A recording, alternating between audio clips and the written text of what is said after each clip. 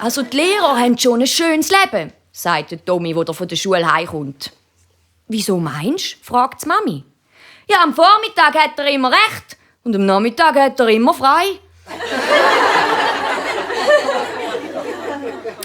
«Tommy, jetzt hast du das Wort Tiger schon wieder klein geschrieben.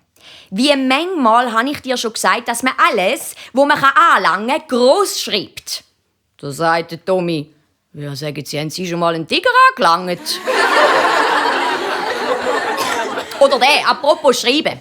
Nach einem Diktat sagt der Lehrer, «Tommy, du hast die gleichen 7 Fehler gemacht wie dein Tischnachbar. Wie kommt das?» «Das ist ganz einfach. Wir haben beide den gleichen Lehrer.» Immer die Lehrer, da haben wir noch einen. Der Lehrer schimpft mit dem Urs und sagt, «Urs, du solltest dich also schämen. Als ich so jung war wie du, konnte ich also 10-mal besser lesen wie du.» «Dann haben Sie aber auch einen 10-mal besseren Lehrer als ich.» Dann sagt der Lehrer zum Alex, «Warum habe ich dir jetzt kleinen Dummkopf gesagt?» Nachher sagt Alex, «Weil ich nicht so gross bin wie Sie.» Oder die Lehrerin sagt zu ihren Schülern, «Die Vorsilbe «un» bedeutet selten etwas Gutes.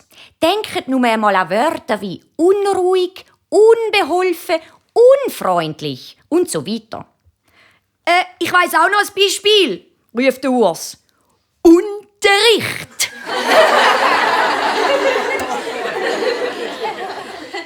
Gehen wir ab zu den Tieren.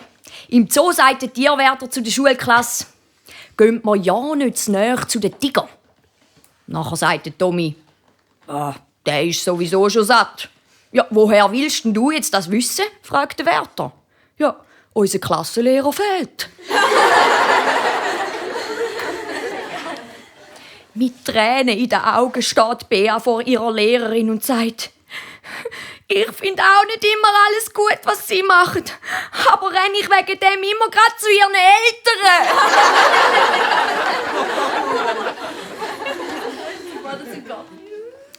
«Marcel, deine Aufsätze sind eine einzige Katastrophe», schimpft der Lehrer. «Hast du denn keine Schwester, die dir ein bisschen helfen kann?» «Noch nicht. Aber ich komme gleich eine über.» Oder der Lehrer sagt zu Marcel, «Marcel, wenn du 5 Äpfel hast und ich bitte dich, mir einen zu geben, wie viele Äpfel hast du denn noch?» «Ja, immer noch 5. Das war jetzt der Witz übrigens. Spitzenwitz. Weil er ihn nicht gibt, oder? Der frech. Ja, also gut. Und jetzt wird's noch krasser. Beim Mittagessen sagt der Papi zum Tommy, «Tommy, ich habe einen Brief bekommen von deinem Lehrer. Er schreibt, dass es unmöglich sei, dir irgendetwas beizubringen. Was sagst du dazu?» «Ja, ich habe schon immer gesagt, dass der Lehrer nichts kann.»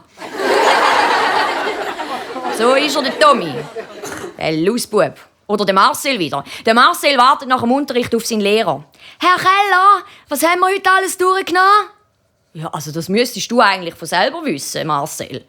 «Ja, das stimmt schon, Herr Keller. Mich interessiert sie im Prinzip auch nicht, aber die Mami will es immer so genau wissen.»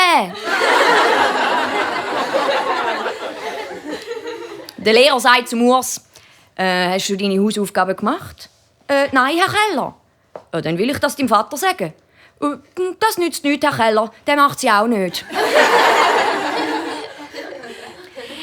«Bea, wieso kommst du schon wieder zu spät in die Schule?»